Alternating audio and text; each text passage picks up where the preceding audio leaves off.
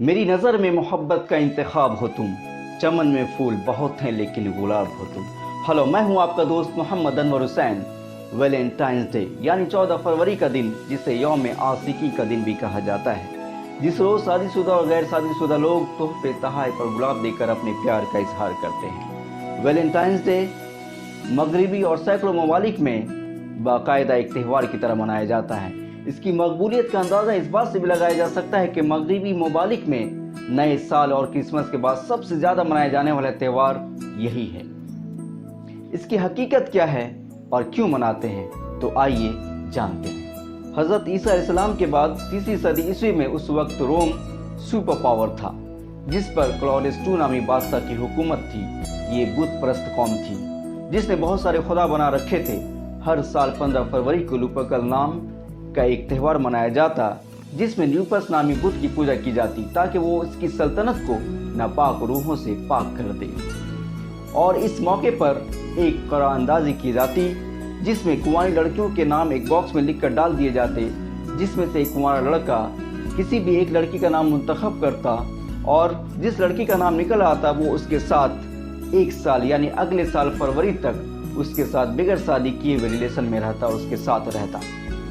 अगले साल फिर वही, वो किसी और के साथ, वो फिर किसी और के साथ। मुल्क रोम में हज़रत ईसा अलैहिस्सलाम के पैरोकार में से एक ईसाई पादरी सेंट वैलेंटाइन थे, जिसने इस बेहयाई को देखते हुए लोगों को इस बुराई से रोकने के लिए शादियां करवाना शुरू कर दी।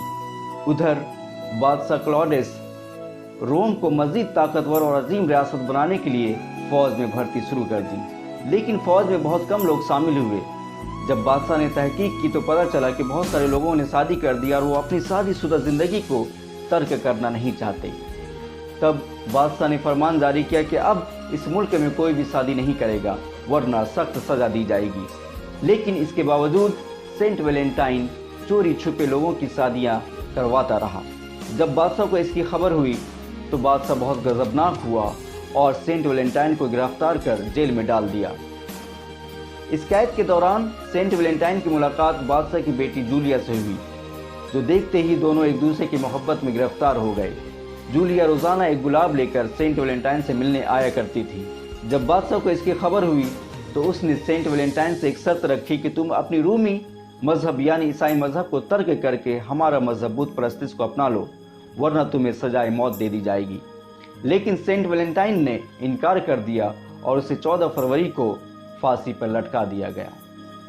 12वीं सदी ईस्वी तक पूरी तरह इस वाक़े पर खामोशी रही, जिसके बाद चंद खुराफात और साजिश दिमागों ने मिलकर, चूँकि सेंट वैलेंटाइन एक पादरी थे, इसीलिए पादरी का लेबल लगाकर पूरी दुनिया में मुतारिफ करवाया गया, ताकि इसे एक मजहबी रंग देकर लोगों की हमदर्दी हासिल की जा सके। और इसमें बहुत कामयाब भी हुए।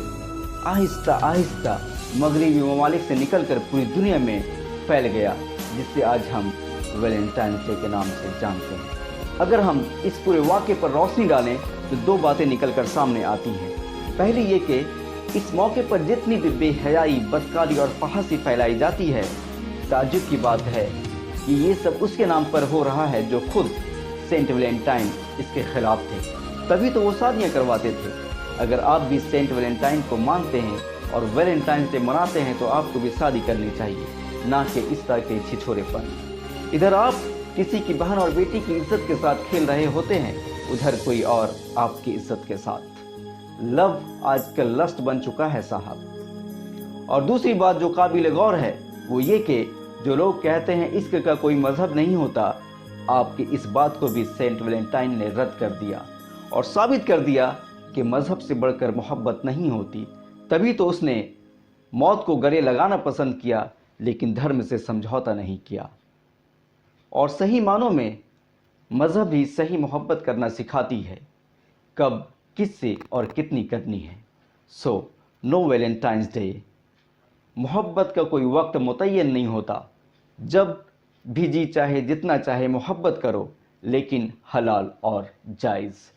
मेरे अजीज़ों, इज़्ज़त बड़ी कीमती शय है, इसकी इज़्ज़त और हिफाजत कर लो। अल्लाह आपकी हिफाजत करे। अल्लाह हाफिज़।